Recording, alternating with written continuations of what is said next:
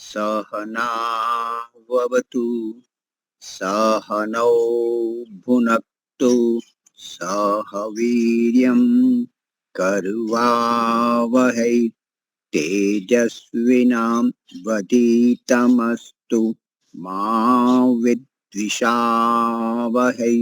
ओम शांति शांति शांति। सबको सादर नमस्ते जी। हाँ कमला जी, स्वामी श्रद्धानंद पर आप लीजिए। हाँ जी हाँ जी। ओम सबको सादर नमस्ते। स्वामी श्रद्धानंद प्यारा है, स्वामी श्रद्धानंद प्यारा है। तन मन धन जिसने निज देश पे वारा है, तन मन धन जिसने जिस देश पे वारा है। एक नई प्रभात हुई, एक नई प्रभात हुई, महर्षि दयानंद से जिस दिन मुलाकात हुई, महर्षि दयानंद से जिस दिन मुलाकात हुई। अंधकार का नाश हुआ, अंधकार का नाश हुआ, मिट गए भ्रम सारे, चारों ओर प्रकाश हुआ। मिट गए भ्रम सारे, चारों ओर प्रकाश हुआ। दूषित पथ छोड़ दिया, दूषित पथ छोड़ दिया, निगते जीवन को इतना बड़ा मोड़ दिया, बिगड़ते जीवन को इतना बड़ा मोड़ दिया। धन माल सभी अपना, धन माल सभी अपना, आर्य समाज को दिया साकार किया सपना, आर्य समाज को दिया साकार किया सपना। ऋषिवर के दीवाने ने, ऋषिवर के दीवाने ने गुरुकुल खोल दिया, वन में मस्ताने ने गुरुकुल खोल दिया, वन में मस्ताने ने। अंग्रेज ने मान लिया, अंग्रेज ने मान लिया, सामने संगीनों के जब सीना तान लिया, सामने संगीनों के जब सीना तान लिया। हर दिल लहराया था, हर दिल लहराया था, जिस वक्त शोधी का यहाँ भी गुल बजाया था, जिस वक्त शोधी का यहाँ भी गल बजाया था। दुश्मन बेईमान हुआ, दुश्मन बेईमान हुआ, और स्वामी श्रद्धानंद का था अमर बलिदान हुआ, और स्वामी श्रद्धानंद का। समय हो चुका है, तो मैं जया बहन जी को आमंत्रित करता हूं, अपना वक्तव्य प्रारंभ करें। जया जी।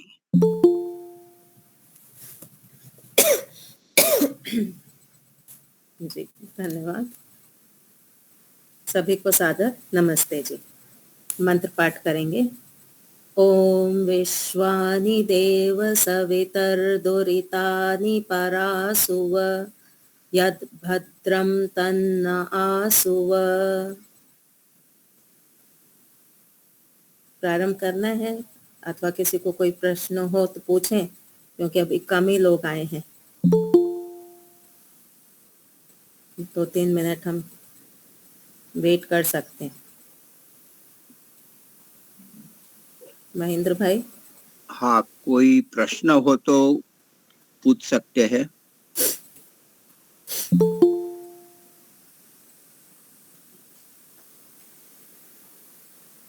कोई प्रश्न नहीं? ठीक है, चलिए तो हम प्रारंभ करते हैं। आज का जो विषय है ना, ये थोड़ा सूक्ष्म है। ठीक है, आज का विषय जो हम लेंगे ये थोड़ा सूक्ष्म विषय है। ध्यान से हमको सुनना है, जो पूछा जाए उसका उत्तर देना है, लड़ाई नहीं करनी है। ठीक है, समझ में नहीं आए तो पूछ लेंगे, लेकिन लड़ेंगे नहीं। ठीक है, कई बार शंका समाधान में लड़ाई शुरू हो जाती, सामने वाला अपना पक्ष सिद्ध करने में लग जाता है, उत्तर देने वाला अपना पक्ष सिद्ध करने में लग जाता है। तो वहां पे लड़ाई में क्या होता है, सत्य की चिंता नहीं होती, वहां जीत की चिंता होती, मैं जीत जाऊं। तो लड़ाई नहीं करेंगे, समझने का प्रयास करेंगे। मैंने पहले ही कहा सूक्ष्म विषय है, हो सकता है जल्दी समझ में ना आए, बुद्धि में ना बैठे, तो ये मान लेंगे कि अभी हमको समझ में नहीं आ रहा है, धीरे धीरे समझ में आ जाएगा। ठीक है, पर लड़ना नहीं है। चलिए, तो हमारा जो विषय चल रहा था वो था जीवात्मा और परमात्मा की समानता, है ना। हमारा विषय यही चल रहा था, जीवात्मा और परमात्मा किस किस रूप में समान है। तो किसी को कुछ याद है हमने कितने पॉइंट कवर किए थे? लीला माता जी बीच में छुट्टी मारी थी? मारी थी ना छुट्टी? हाँ। दीपालिका जी याद है कितने हमने कवर किए थे, कौन कौन से गुण आदि? दोनों चेतन है। हाँ, दोनों चेतन है। दोनों में ज्ञान है। ज्ञान है, एक अल्पज्य एक सर्वज्ञ है।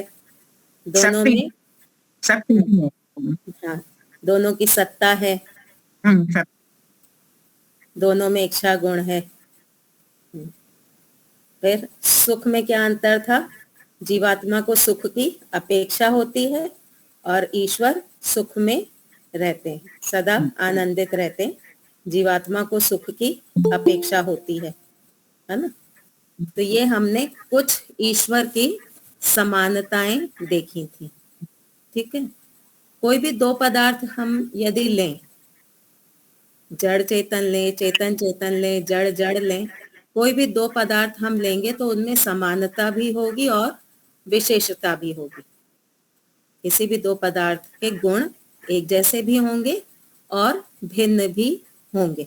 सत्ता जो है वो तो पर सामान्य, वो सब में ही रहती है। ठीक है, तो यहाँ पे हम ईश्वर और जीवात्मा की समानता को देख रहे थे। अब इसी कड़ी को हम आगे चलाएंगे, थोड़ा न्याय दर्शन के आधार पे देखेंगे। पंचावयव याद है किसी को?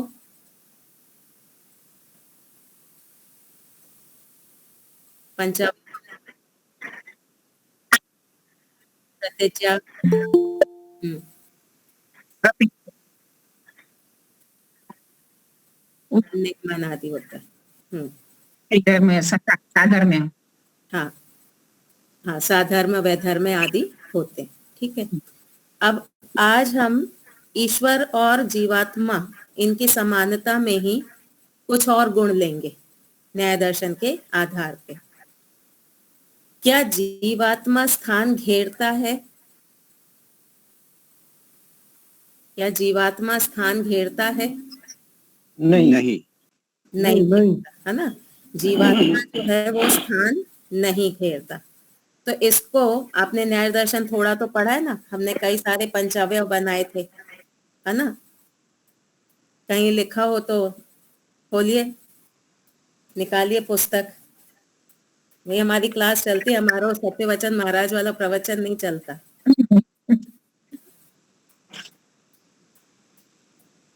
हमारी प्रतिज्ञा है कि जीवात्मा स्थान नहीं घेरता। ठीक है, ये हमारी प्रतिज्ञा हो गई। अब प्रतिज्ञा के बाद क्या करेंगे कृपालिका जी? क्या क्या क्योंकि वो सूक्ष्म है, सूक्ष्म है। किसने कहा? किसने उदाहरण, ये हेतु किसने दिया? सूक्ष्म है। मैंने शीतल, हाँ, शीतल बेन, आपने कहा क्योंकि वह सूक्ष्म है ना, इसलिए वो स्थान नहीं घेरता। हाँ अग्नि का जो परमाणु है वो भी सूक्ष्म है, वायु का परमाणु भी सूक्ष्म है, वो स्थान घेरेगा कि नहीं घेरेगा? प्रकृति भी सूक्ष्म है। प्रकृति घेरती, हाँ जी, निराकार है। निराकार होने से स्थान नहीं, ये हेतु नहीं चलेगा। कुछ और सोचिए जो कहीं से भी कटे नहीं। कौन सी वस्तुएं स्थान घेरती हैं, उस लाइन पे सोचिए। किस प्रकार की वस्तुएं स्थान घेरती हैं? जो परमाणु वाली है वो। हाँ हाँ, जो अरे इस लाइन ने जो बोला, संगात से हाँ, जो संगात से बनती जो परमाणु से बनती है ना।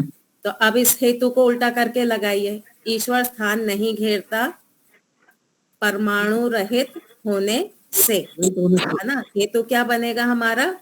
परमाणु रहित होने से। ठीक है, तो हमारी प्रतिज्ञा हो गई, हमारा हेतु हो गया। अब व्याप्ति क्या लगाएंगे? व्याप्ति क्या लगाएंगे? जो जो वस्तु परमाणु रहित होती है वो स्थान नहीं नहीं घेरती। ठीक है, जो जो वस्तु परमाणु रहित होती है वह स्थान नहीं घेरती। ठीक है, अब उदाहरण बताइए। परमात्मा परमात्मा जैसे ईश्वर, कोई और उदाहरण है?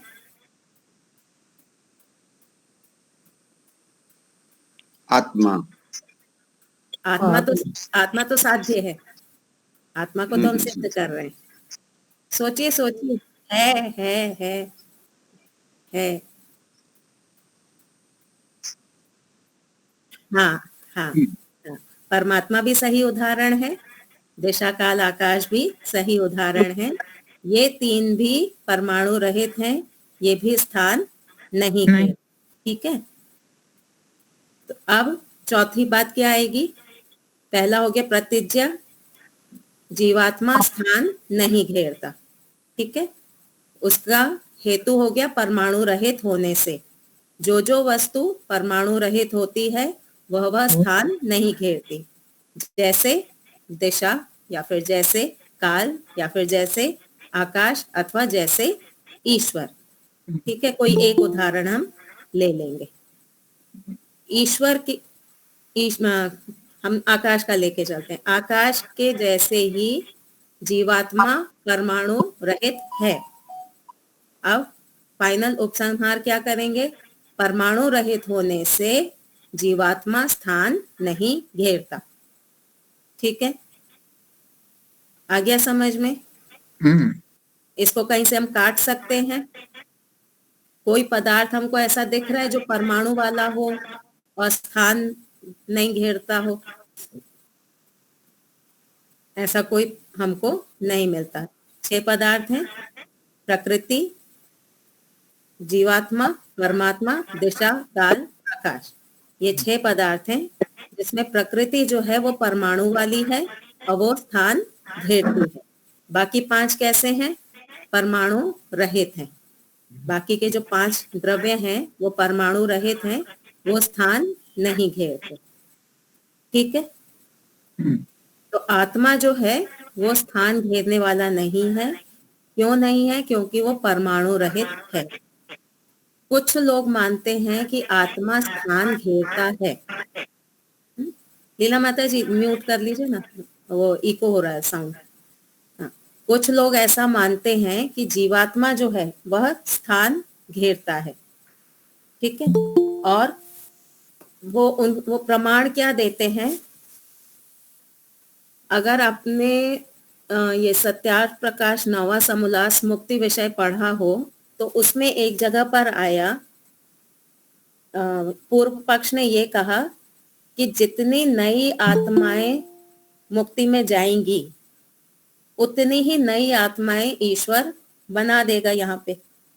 पूर्व पक्ष ने कहा कि जितनी नई आत्माएं मुक्ति में जाएंगी उतनी ही नई आत्माएं ईश्वर यहाँ पर पृथ्वी पे बना देगा और इस प्रकार से चलता रहेगा। तो जाने वाली जो आत्माएं वो सदा मुक्त रहेंगी, वो लौट करके नहीं आएंगी। याद आया ये विषय? पढ़ा है? तो उसमें महर्षि दयानंद जी ने उत्तर दिया कि यदि मुक्ति से आत्माएं लौटकर नहीं आएंगी, यदि मुक्ति से लौट करके आत्माएं नहीं आएंगी तो मुक्ति में क्या होगा? मुक्ति में बहुत सारा भीड़ भड़क्का हो जाएगा। ये शब्द उन्होंने लिखे हैं कि मुक्ति में बहुत सारा भीड़ भड़क्का हो जाएगा। ठीक है, अब ये बताइए कि भीड़ कब होती है? भीड़ तब होती है जब कोई व्यक्ति या कोई वस्तु स्थान घेरता है। जैसे मान लीजिए कि एक हॉल है जहां पे 1000 लोगों की सीटिंग कैपेसिटी है। ठीक है, 1000 लोग वहां पे बैठ सकते हैं। अब अगर वहां 2000 लोग आ जाएं तो क्या होगा? भीड़ भड़क्का हो जाएगा। ठीक है, 1000 लोगों की सीटिंग कैपेसिटी थी और वहां आ गए 2000 लोग, तो वहां पे हो गया भीड़ भड़क्का। तो वहां भीड़ क्यों हो रही है? इसलिए हो रही है कि वहां जितने भी लोग हैं उन्होंने क्या किया है? स्थान को घेर रखा हुआ है ना। भीड़ कौन बढ़ाएगा? जो स्थान को घेरेगा। ठीक है, तो अब दयानंद जी ने कहा कि यदि मुक्ति से लौटेंगे नहीं तो मुक्ति में बहुत सारा भीड़ भड़क्का हो जाएगा। मुक्ति में कौन जा रहा है? शरीर जा रहा है या जीवात्मा जा रहा है? जीवात्मा। जीवात्मा जा रहा है ना। मुक्ति में जीवात्मा जा रहा है। अब जीवात्मा मुक्ति में जाके भीड़ बढ़ा रहा है, तो इसका अर्थ हुआ कि जीवात्मा स्थान घेर रहा है ना। ये प्रमाण दिया कि भाई सत्यार्थ प्रकाश में लिखा हुआ है कि जीवात्मा यदि मुक्ति से लौटेगा नहीं तो मुक्ति में बहुत सारा भीड़ भड़क्का हो जाएगा। तो इसका सार निकलता है कि जीवात्मा जो है वह स्थान घेरता है। अब बताइए, हमने तो सिद्ध किया कि जीवात्मा स्थान नहीं घेरता क्योंकि वो परमाणु रहित है। अब ऐसा अगर कोई प्रमाण दे देगा तो हम क्या करेंगे? कैसे काटेंगे उसको? ये तो वो वाली बात हुई ना कि बड़ौदा आ गया स्टेशन वाली। नहीं, ये विकल्प वृत्ति नहीं है ना। ये विकल्प वृत्ति नहीं है। यहाँ से जीवात्मा जा रहा है मुक्ति में और मुक्ति में वो भीड़ बढ़ा रहा है। ये तो विकल्प वृत्ति नहीं है, ये तो फैक्ट है कि अगर लौटेगा नहीं तो वहां भीड़ बढ़ जाएगी, ऐसा उन्होंने कहा। जी दीपालिका जी।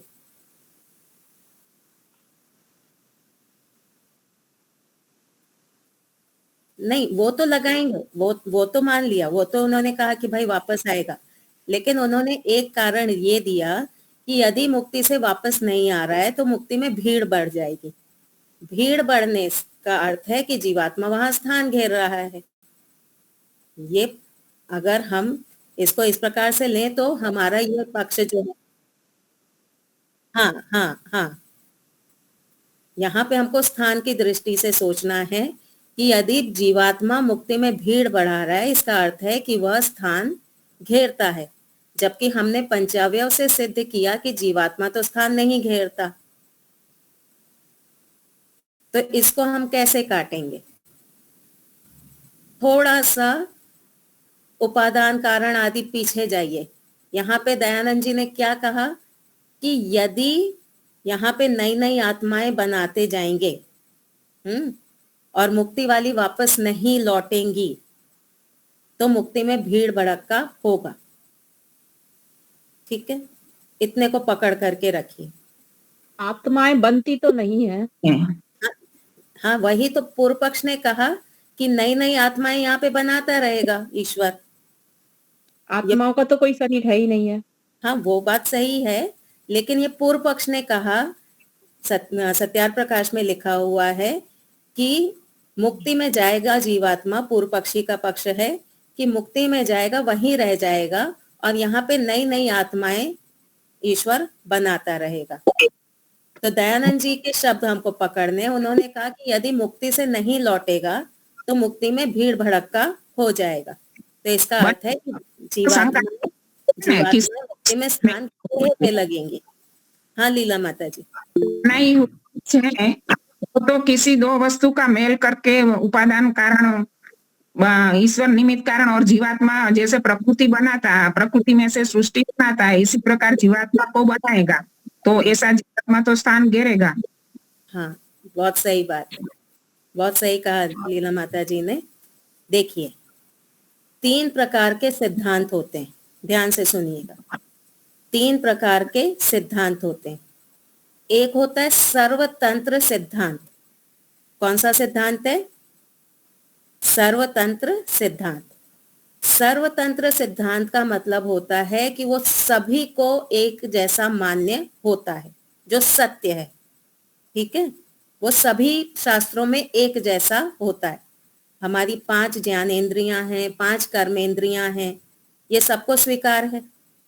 ठीक है, तो ये हो गया सर्वतंत्र सिद्धांत। समझ में आया? सर्वतंत्र सिद्धांत जो सभी शास्त्रों में एक जैसा हो। दूसरा सिद्धांत होता है प्रतितंत्र सिद्धांत। कौन सा सिद्धांत है? प्रतितंत्र सिद्धांत। ठीक है, प्रतितंत्र सिद्धांत यानी कोई एक शास्त्र ऐसा कहता है, दूसरा शास्त्र अपना सिद्धांत मानता है। एक शास्त्र वैदिक सिद्धांत को मानता है, एक शास्त्र अवैदिक सिद्धांत को मानता है। वहां सच और झूठ की बात नहीं हो रही, पर उस शास्त्र का क्या सिद्धांत है। ठीक है, प्रतितंत्र क्या है कि एक शास्त्र अपना सिद्धांत मानता है, वैदिक सिद्धांत को मानता है, एक शास्त्र अवैदिक सिद्धांत को मानता है। जैसे जैन मुनि आदि जो है वो अवैदिक सिद्धांत को मानते हैं, तो उनका जो सिद्धांत होगा और हमारा अपना जो सिद्धांत होगा, आपस में जब हम बात करेंगे तो ये प्रतितंत्र सिद्धांत कहा जाएगा। प्रतितंत्र सिद्धांत सब जगह सारे शास्त्रों में एक जैसा नहीं होता। आया समझ में? इसमें कोई कंफ्यूजन है? नहीं है। तीसरा सिद्धांत होता है अभ्युपगम सिद्धांत। कौन सा सिद्धांत है? अभ्युपगम सिद्धांत।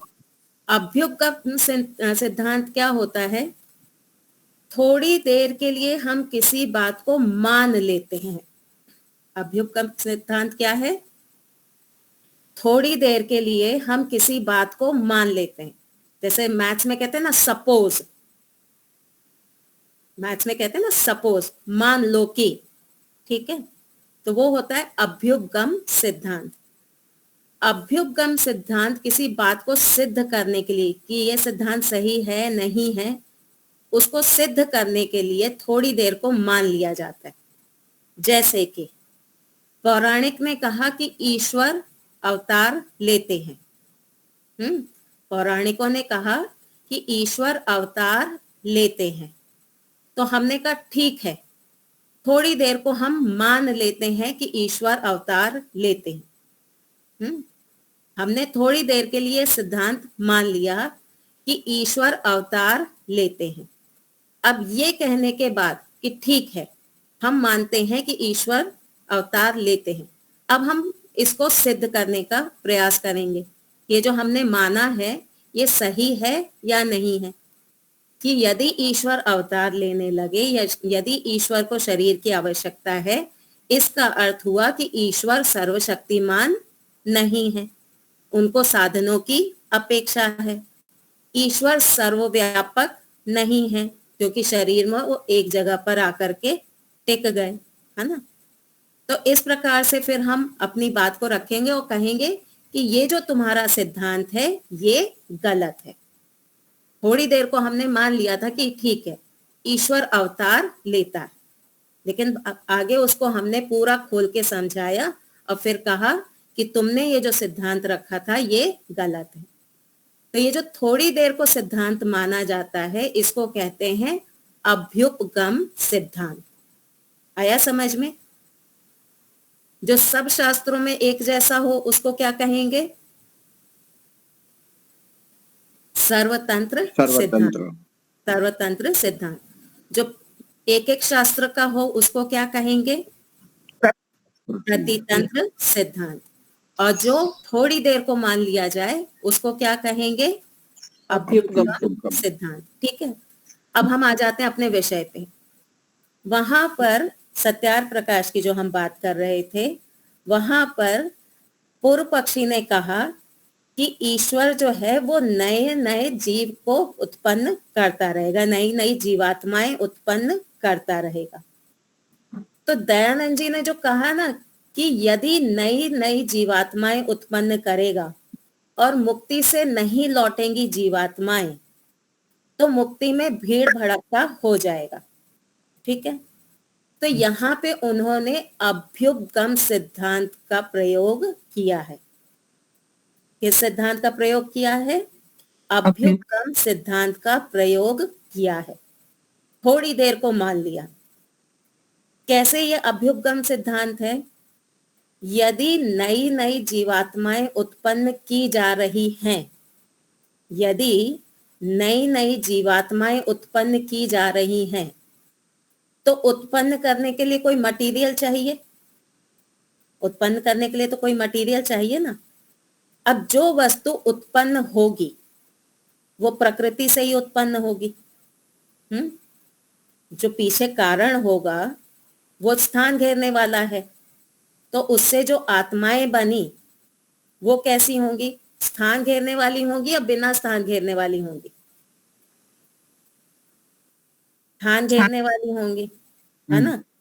अब ऐसी आत्माएं अगर बनने लगी स्थान घेरने वाली, और ये आत्माएं जब मुक्ति में जाएंगी तो क्या हो जाएगा? भीड़ भड़का हो जाएगा ना, है ना। ऐसी आत्माएं जिनको उत्पन्न किया गया है, जिनका कोई उपादान कारण है, ऐसी आत्माएं जब मुक्ति में जाएंगी तो वो क्या करेंगी? वो भीड़ बढ़ाएंगी। ठीक है, तो उन्होंने अभ्युपगम सिद्धांत का प्रयोग किया था। थोड़ी देर के लिए माना था कि जीवात्माएं उत्पन्न होंगी, तो वहां ये सिद्ध नहीं होता है कि जीवात्मा स्थान घेरता है। वहां पे ये सिद्ध नहीं होता है कि जीवात्मा स्थान घेरता है। समझ में आया जी दीपालिका जी?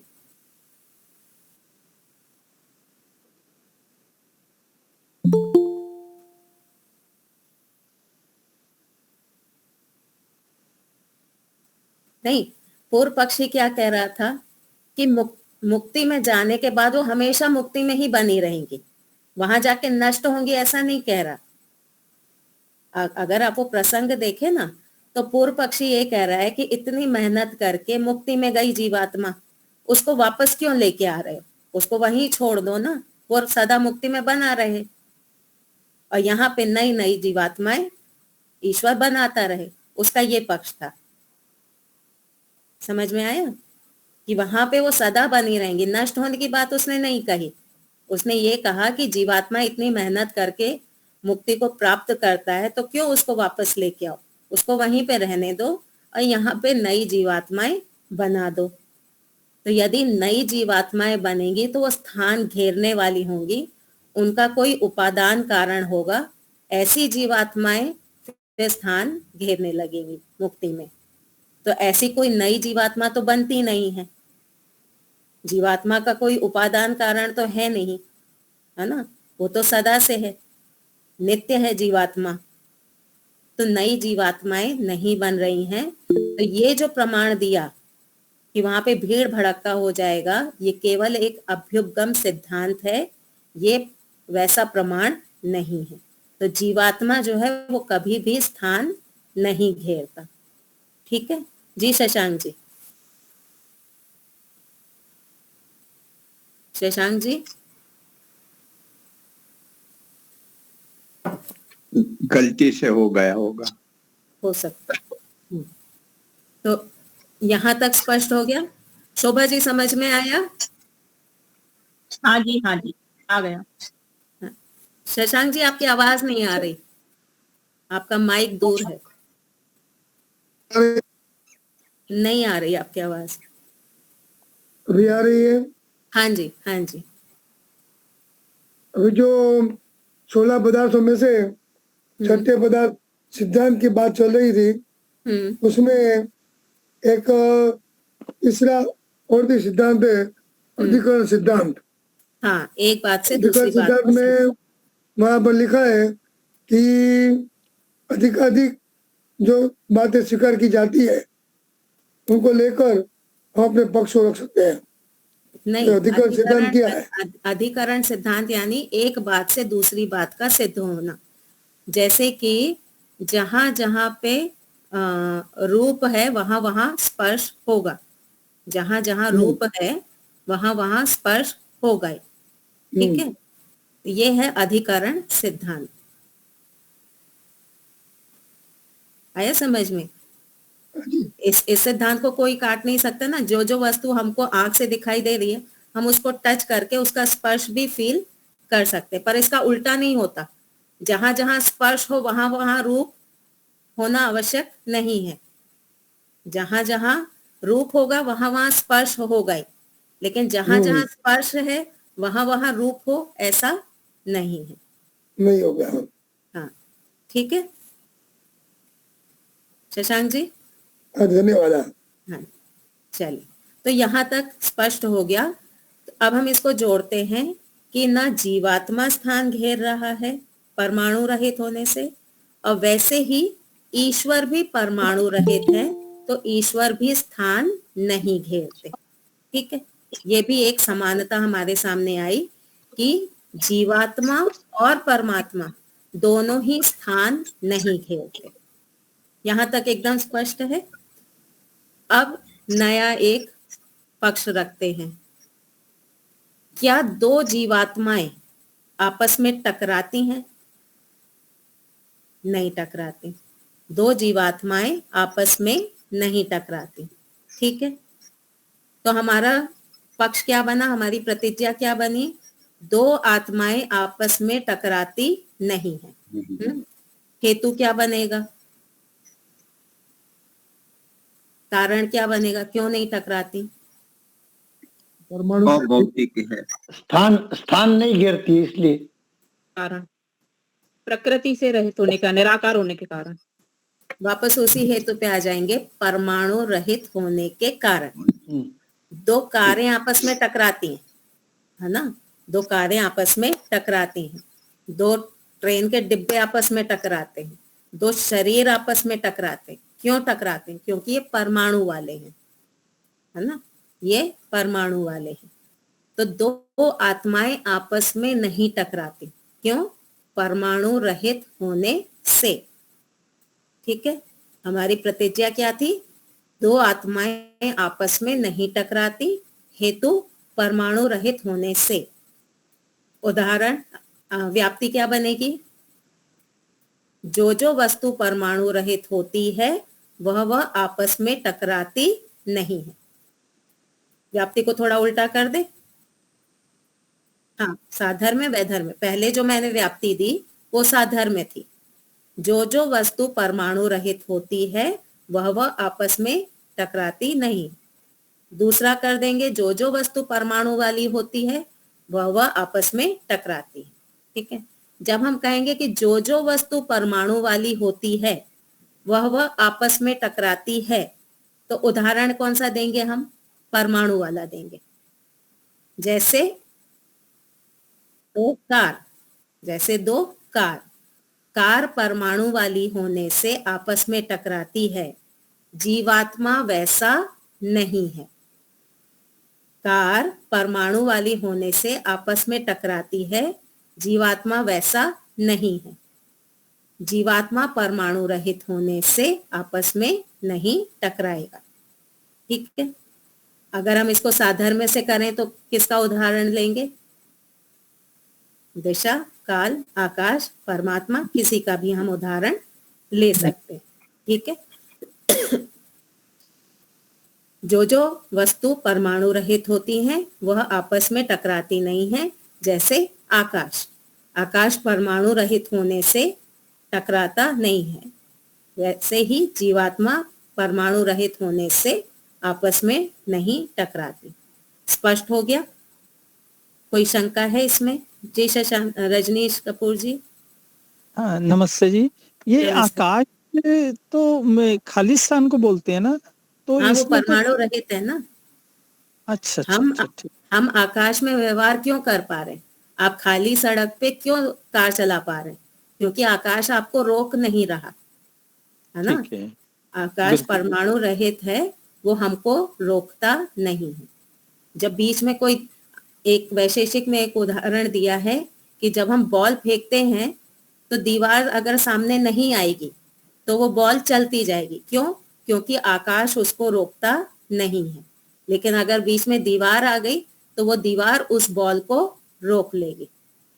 ये जो लॉ ऑफ मोशन आजकल हम पढ़ते हैं ना, ये वैशेषिक में ऑलरेडी दिया हुआ है कि वस्तु में गति कब तक रहेगी, जब तक सामने कोई अवरोध नहीं आएगा। जी दीपालिका जी। धन्यवाद।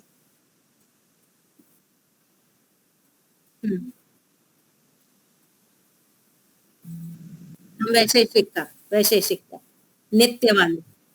हाँ हाँ, सांख्य में परमाणु वाला है, वैशेषिक में बिना परमाणु वाला है। तो यहाँ जो हम बात कर रहे हैं बिना परमाणु वाले आकाश की बात कर रहे हैं। ठीक है, देखिए वैशेषिक में 6 पदार्थ बताए गए हैं, यानी मैं 6 नित्य पदार्थों की वहां पे बात कर रही हूँ। दिशा, काल, आकाश, जीवात्मा, परमात्मा और प्रकृति। और भी उसमें वहां पे द्रव्य आदि भी बताए हैं, लेकिन अभी हम ये 6 की बात करेंगे।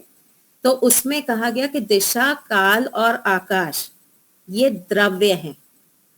दिशा, काल और आकाश, जैसे जीवात्मा एक द्रव्य है, प्रकृति एक द्रव्य है, ईश्वर एक द्रव्य है, इसी प्रकार से दिशा एक द्रव्य है, काल एक द्रव्य है, आकाश एक द्रव्य है।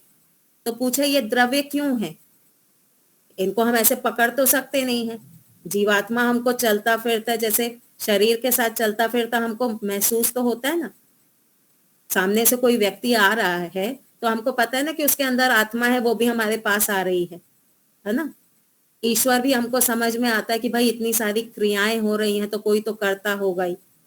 प्रकृति तो पूरी पूरी हमको सामने दिख रही है।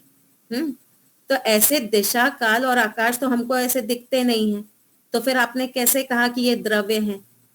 तो वहां पे बोला गया कि द्रव्य हम उस पदार्थ को कहेंगे जिसके अंदर गुण और कर्म रहते हो। द्रव्य किसको कहेंगे? जिसके अंदर गुण और कर्म रहते हों। तो क्या आकाश के अंदर गुण है? हाँ है, पूरे में फैला हुआ है ना। व्यापकता है ना आकाश के अंदर, वो फैला हुआ है, तो ये उसका गुण हो गया। कर्म कैसे है?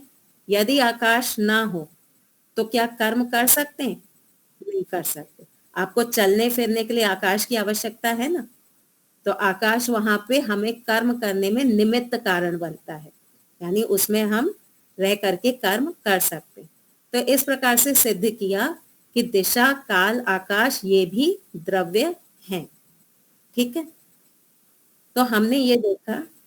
हाँ जी, कोई तो हमने ये देखा कि जो जीवात्माएं हैं वो आपस में टकराती नहीं है।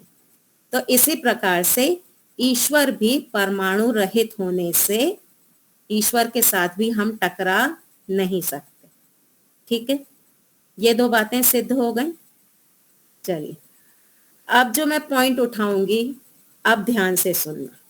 अब लड़ाई वाला पॉइंट शुरू हो रहा है। लड़ेंगे नहीं, सोचेंगे। अब एक सत्यार्थ प्रकाश में ही एक बात आती है, पूर्व पक्षी कहता है कि ईश्वर के हाथ पांव तो है नहीं, ईश्वर निराकार है, तो फिर वो इतनी बड़ी सृष्टि कैसे बना लेता है ना। ईश्वर के हाथ पांव है नहीं, निराकार है, तो इतनी बड़ी सृष्टि वो कैसे बना लेता है। तो शाब्दिक रूप में तो हम भी स्वीकार करते हैं कि ईश्वर में सामर्थ्य है, वो सृष्टि को बना लेता है, लेकिन बुद्धि में कहीं ना कहीं हमारे भी ये बात नहीं बैठ पाती है ना। तो इस बात को हम ना थोड़ा बुद्धि में बैठाने का प्रयास करेंगे। तो इसके लिए मैं आपको कुछ प्रश्न पूछूंगी, सोच करके उत्तर आपको देने हैं। ठीक है, पहले हम लेते हैं जीवात्मा को। जो मूल स्वरूप में जीवात्मा है, अर्थात जो शरीर के अंदर बैठा हुआ है अथवा मुक्ति में है, वो जो जीवात्मा है, क्या उसके अंदर परमाणु है? नहीं, नहीं, नहीं, नहीं, उस जीवात्मा के अंदर परमाणु नहीं है। क्या उस मूल जीवात्मा में जो स्वाभाविक है, क्या उसके हाथ पैर हैं? नहीं, नहीं है ना। वो जो शरीर के अंदर बैठा हुआ छोटा सा एक देशी जो जीवात्मा है, उसके ऐसे फिजिकल हाथ पैर तो नहीं है ना? हाँ, इस प्रकार का जीवात्मा जो निराकार है, जिसके फिजिकल हाथ पैर नहीं है, क्या वो प्रकृति के परमाणु या प्रकृति से बनी किसी वस्तु में गति उत्पन्न कर सकता है? नहीं, प्रकृति से बने परमाणु में गति उत्पन्न कर सकता है जीवात्मा अंदर हाँ। बैठा बैठा? नहीं, अंदर बैठकर नहीं। दो पक्ष ईश्वर बन की रहे शक्ति से ही कर सकता है इसके वो। लिए तो चलते हैं हम। ईश्वर दो की पक्ष शक्ति बन से ही रहे। कर सकता है।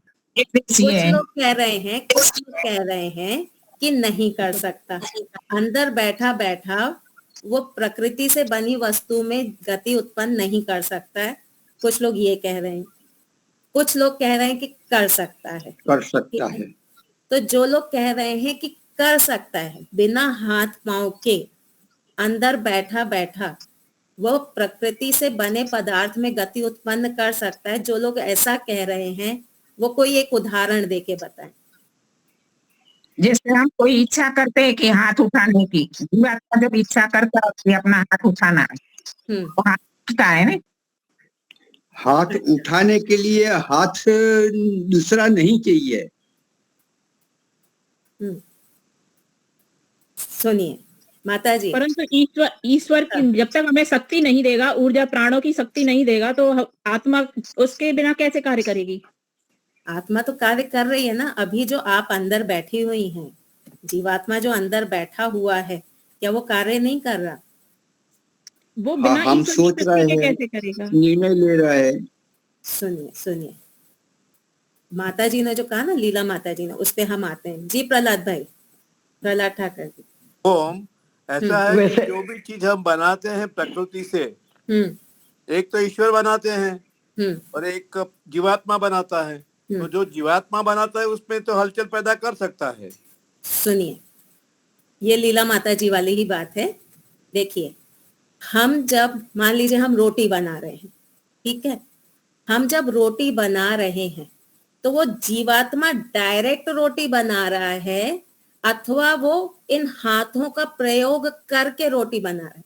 मेरा प्रश्न क्या था कि जीवात्मा अंदर बैठे बैठे डायरेक्ट क्या प्रकृति के किसी भी पदार्थ में, प्रकृति से बने हुए पदार्थ में डायरेक्ट गति उत्पन्न कर सकता है या नहीं कर सकता? नहीं तो कर सकता। जब हम बाहर से काम कर रहे हैं जब हम बाहर से काम कर रहे हैं तब तो हम इन हाथों से काम कर रहे हैं, ठीक है, पर अंदर अंदर तो ये हाथ नहीं है, तो क्या अंदर कोई गति हम उत्पन्न कर पा रहे हैं? बिना साधन वह नहीं कर सकता। पक्का? महेंद्र भाई ने अपना पक्ष बदल दिया, पहले महेंद्र भाई बोले हाँ कर सकता है। नरेश भाई कर सकता है कि नहीं कर सकता?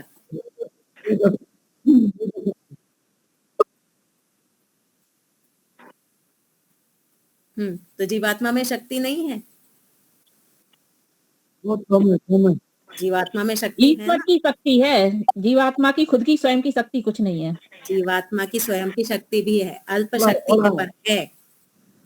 मैं भी सहमत हूँ, नहीं कर सकता। मैं भी सहमत हूँ, अभी नहीं कर सकता, अंदर बैठे बैठे नहीं कर 24 सकता। प्रकार की शक्तियां बताई हैं, उसमें जीवात्मा में अपनी शक्ति भी है, ये शरीर को धारण करके रखा हुआ है ना। हाँ जी।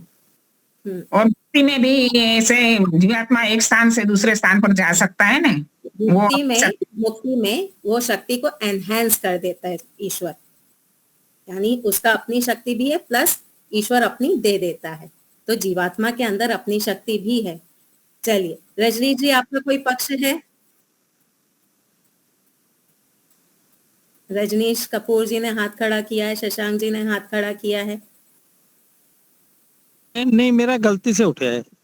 अच्छा चलिए, अब मैं एक पक्ष रखती हूँ, विचार करिएगा। मेरा कहना ये है कि जीवात्मा शरीर के अंदर बैठे बैठे भी प्राकृतिक वस्तु में गति उत्पन्न कर सकता है, और इसका मैं उदाहरण आपको देती हूँ। जीवात्मा अंदर बैठे बैठे मन में गति उत्पन्न करता है। समझ में आया? जीवात्मा अंदर बैठा हुआ है, अंदर उसके कोई ऐसे फिजिकल हाथ पांव नहीं है, उसने मन में गति उत्पन्न करता है कि नहीं करता? करता है ना? करता है। उसके पास साधन है इसलिए करता है, बिना साधन कुछ भी नहीं करता। ये साधन क्या है? साधन यानी जो एक्सटर्नल चीज चाहिए, पर अंदर बैठे बैठे स्वाभाविक रूप में जब वो है, तब वो साधनों में गति उत्पन्न कर रहा है कि नहीं कर रहा? कर रहे हैं। अपनी शक्ति से वो साधन में गति उत्पन्न कर रहा है ना, बिना हाथ पैर के अंदर। इतने तक स्पष्ट है?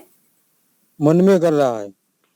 मन प्रकृति से बना हुआ है, मन जो है वो प्रकृति से बना हुआ है, तो जीवात्मा प्राकृतिक साधनों में गति उत्पन्न कर रहा है, और उस गति को उत्पन्न करने के लिए जीवात्मा को हाथ पैर की आवश्यकता नहीं है। राइट, सही बात। करेक्ट है यहाँ तक? कोई डाउट है? ना, नहीं है, ठीक है। तो जब जीवात्मा निराकार हो करके अपनी अल्प शक्ति से मन में गति उत्पन्न कर सकता है, तो क्या ईश्वर निराकार हो करके प्राकृतिक पदार्थों में गति उत्पन्न नहीं कर सकते? कर सकते ना? कर सकते, वो तो कर सकते, ईश्वर तो वो भी गति उत्पन्न कर सकते हैं। कई लोग जो कहते हैं ना कि ईश्वर कैसे गति उत्पन्न कर लेंगे, उनके पास हाथ पैर तो है नहीं। लोग क्या कहते हैं कि ईश्वर कैसे ये सारी सृष्टि को बना लेंगे, उनके पास तो हाथ पैर है नहीं। तो आप जीवात्मा जब अंदर बैठे बैठे, आपका कोई हाथ पांव नहीं है, आप साधनों में गति उत्पन्न कर सकते हैं, तो वैसे ही ईश्वर भी, उनके अंदर शक्ति है, वो भी बिना हाथ पांव के, बिना फिजिकल हाथ पांव के वो पदार्थों में गति उत्पन्न कर सकते हैं। शशांक जी थोड़ा म्यूट कर लीजिए। आया समझ में? जो हमने तुलना की वो समझ में आई? कोई शंका है इसमें? दीपालिका जी आपने हाथ खड़ा कर रखा है। हम्म हम्म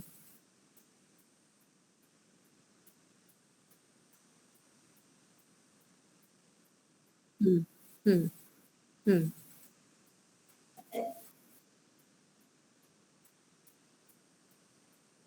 शक्ति उत्पन्न नहीं, गति। हाँ हाँ हाँ, मोक्ष में कर सकता है, लेकिन ईश्वर उसको अलाउ ही नहीं करता कि भाई तुम कुछ मत करो। ना उसको कुछ करने की इच्छा होती है, उसको कोई इच्छा नहीं होता कि मैं सृष्टि आदि बना दूं, लड्डू पेड़ा आदि बना दूं, ऐसा वो मोक्ष में नहीं करता।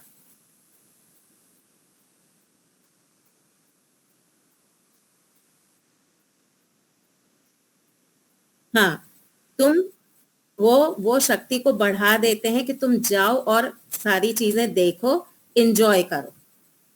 आप दो काम के लिए अपने बेटे को पैसे देते हैं।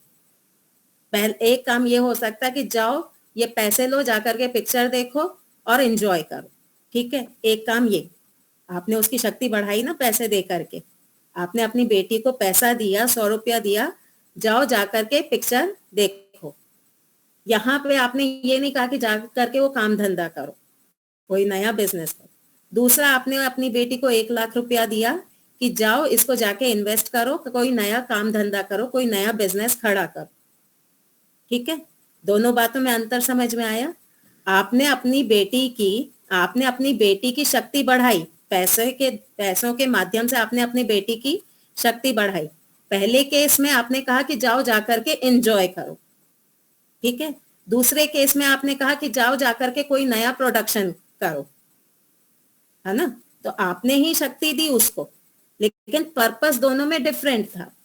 तो ईश्वर ने मोक्ष में जब हमारी शक्ति बढ़ाई ना, हमको जो थोड़ी सी एनहांस कर दी, एम्प्लीफिकेशन हो गया, अपनी शक्ति हमको थोड़ी दी, तो वहां पे ईश्वर हमको प्रोडक्शन के लिए नहीं दे रहे हैं, ईश्वर हमको दे रहे हैं एंजॉयमेंट के लिए, कि जा करके आप देखो ये सृष्टि कैसे बन रही है, क्या क्या हो रहा है। बस अब आपको कोई काम नहीं करना, आपको सिर्फ एंजॉय करना है। आया समझ में? जी दीपालिका जी। हम्म हम्म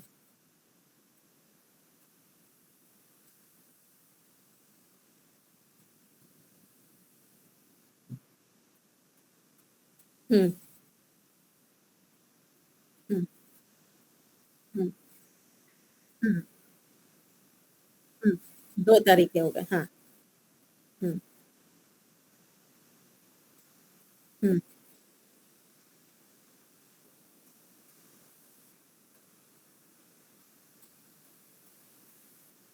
नहीं, सुनिए, आत्मा की शक्ति ईश्वर नहीं बढ़ाता है। आत्मा तो अपरिणामी है। अगर आत्मा की शक्ति बढ़ाने लगा ना, तो फिर आत्मा परिणामी हो जाएगा, उसमें चेंजेस आने लगेंगे। आत्मा जैसा का तैसा रहेगा, ईश्वर उसमें अपनी शक्ति ऐड कर देता है कि मैं तुम्हें शक्ति देता हूं और तुम एंजॉय करो। जैसे अभी हमको ईश्वर ने ये शरीर दिया है साधन के रूप में, ये साधन आत्मा का हिस्सा नहीं बन गए ना। क्या ये जो हमारा शरीर है, क्या ये आत्मा का हिस्सा बन गया या आत्मा से अलग ही रहेगा? अलग है। हाँ।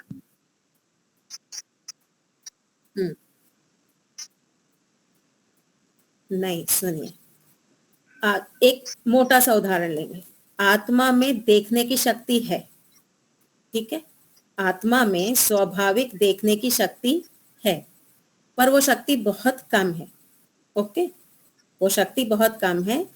तो ईश्वर क्या करता है? सूक्ष्म इंद्रिय, नेत्र इंद्रिय दे देगा, स्थूल इंद्रिय दे देगा, ठीक है। तो आत्मा की स्वाभाविक कम शक्ति है, ईश्वर ने उसको बढ़ाने के लिए ये सारे साधन दे दिए, यानी पावर बढ़ गया। अब आत्मा इन साधनों से वस्तु को देख सकता है। अब जब मोक्ष में जाएगा, तो मोक्ष में भी उसको देखने की शक्ति तो है, ठीक है। पर ईश्वर क्या करेंगे? अपने तरफ से और शक्ति देंगे जिससे वो सृष्टि को देख सके, ठीक है। यहाँ इस शरीर रूपी साधन को दिया, वहां पे वो अपनी शक्ति देंगे कि भाई यहाँ पे तुम आए हो, यहाँ पे मैं शक्ति दे रहा हूं, इस शक्ति के माध्यम से तुम सृष्टि को देखो। ये क्लियर हो गया? ठीक है। यहाँ हमको बात क्या पकड़नी है कि जब जीवात्मा इतना सूक्ष्म है, निराकार है, उसके पास कोई फिजिकल हाथ पैर नहीं है, उसके बाद भी वो प्रकृति के बने पदार्थ में गति उत्पन्न कर सकता है, तो ईश्वर क्यों नहीं कर सकता? ईश्वर भी कर सकता है। ईश्वर भी बिना हाथ पांव के, बिना फिजिकल शरीर के सृष्टि को बना सकता है। ठीक है जी दीपालिका जी।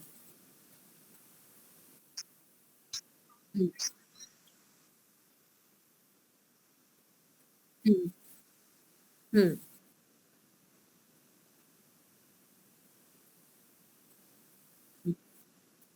हम्म हम्म हम्म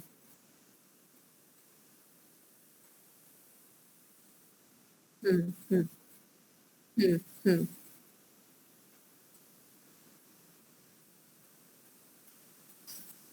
वहां पे उसको जब वो काम करना ही नहीं है, उसने ईश्वर ने उसको अलाउ ही नहीं किया सृष्टि बनाने को, तो ईश्वर उसको उसकी वो वाली शक्ति ज्यादा बढ़ाएंगे ही नहीं।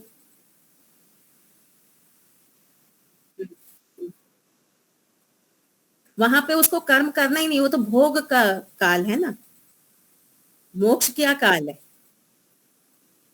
हाँ, आपको हाथ पैर क्यों चाहिए? कर्म करने के लिए चाहिए। जीवा जो है वो कर्म करने के लिए चाहिए। ज्ञानेंद्रियों से आप सुख दुख आदि भोगते हैं, है ना। आपका ज्ञान बढ़ेगा, सुख होगा, ज्ञान कम होगा, गलत ज्ञान होगा, दुख होगा, है ना। तो मोक्ष जो है वो भोग का काल है, वहां पे कर्म नहीं करना है। यहाँ पे सुनिए सुनिए सुनिए, हाँ हाँ बोलिए बोलिए। हम्म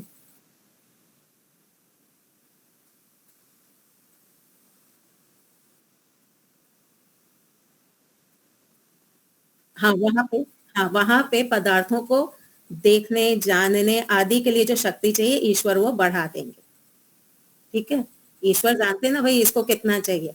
आपने 1 लाख का लोन अप्लाई किया तो बैंक वाला 1 लाख ही देगा ना, 5 लाख तो नहीं दे देगा। तो मुक्ति में जितना हमको शक्ति ईश्वर से चाहिए, ईश्वर उतनी शक्ति हमको दे देंगे। जी महेंद्र भाई। 24 प्रकार की शक्ति जीवात्मा के उसके पास है, लेकिन उनको जब तक किसी भी प्रकार के भौतिक शरीर नहीं मिलेगा, सूक्ष्म कारण शरीर या तो स्थूल, तब तक वो कुछ नहीं कर सकता।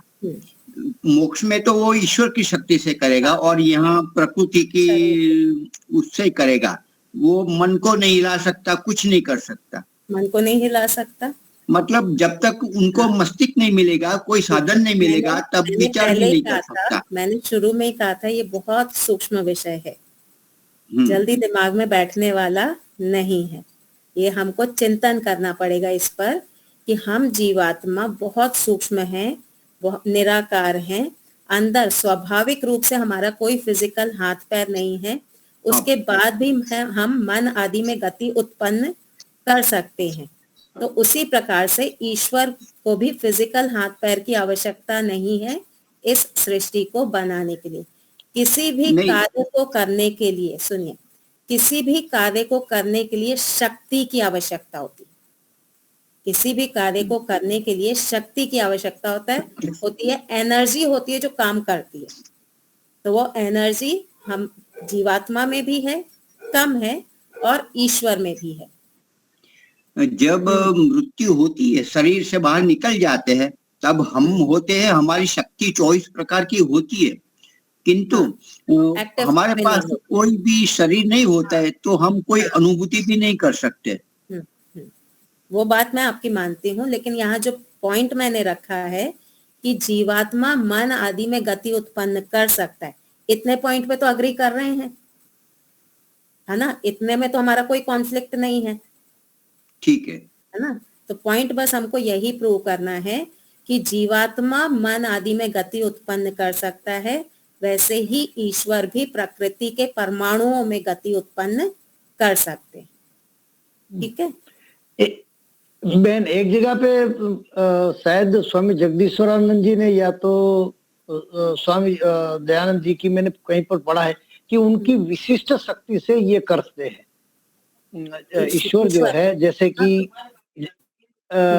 जैसे कि ये सूर्य चंद्र पृथ्वी नक्षत्र की बात छोड़ो, लेकिन एक बीज से जो अंकुर फूटता है वो काम जीवात्मा नहीं कर सकता, वो काम कर सकता है ईश्वर कर सकता है। हाँ, देखिए हम लोग ज्यादा से ज्यादा 100 किलो वजन उठा पाएंगे, हम तो 25-30 तक मैक्सिमम उठा पाएंगे, है ना। अब यही कोई वेट लिफ्टर हो 200 तक उठा लेता है, 250 तक उठा लेता है, हम क्या कहते हैं, इसके अंदर विशेष शक्ति है ना। हम कहते हैं इसके अंदर विशेष शक्ति है। हम उसको विशेष शब्द क्यों कहते हैं, क्योंकि वो हमसे भिन्न है। जहां भिन्नता आती है वहां विशेषता होती है, वो हमसे भिन्न है। तो ईश्वर की शक्ति को विशिष्ट क्यों कहा, क्योंकि वो हमसे भिन्न है, हमसे बहुत अधिक है, इसलिए कहा कि उनमें विशिष्ट शक्ति है। अगर हमारे जैसी होती तो सामान्य होती। दो वस्तुओं के समान गुण जब होते हैं तो उसको सामान्य कहते हैं। विशेष कब कहते हैं, जब हमसे अलग हो। तो ईश्वर की शक्ति हमसे कई गुना अधिक है, इसलिए हम उसको विशिष्ट शक्ति कहते हैं। है उनकी स्वाभाविक, उनकी वो शक्ति है स्वाभाविक, पर वो विशिष्ट है, वो खास है, वैसी शक्ति हमारे पास नहीं है। ठीक है, विचार करिएगा इस विषय पे। आत्मा कैसा है, आत्मा जब अंदर बैठ के कार्य कर सकता है तो ये पूरे संसार में बैठा हुआ ईश्वर भी कार्य कर सकता है। हम शाब्दिक रूप से जानते हैं, शाब्दिक रूप से हम यही कहते हैं कि ईश्वर सृष्टि को उत्पन्न करता है, लेकिन जब कहते हैं ना कि ये तो केवल श्रवण है, अब इस पे चिंतन करना, मनन करना, निधिध्यासन करना, तब इस तरह के रिजल्ट निकलते हैं। जीवात्मा है वो आकार रहित है, तो एक ही बिंदु में सारा ब्रह्मांड के जीवात्मा आ सकते हैं, क्योंकि हाँ। वो स्थान नहीं गिरता। हाँ, सारी जीवात्माएं एक स्थान पे आ सकती। जी शशांक जी।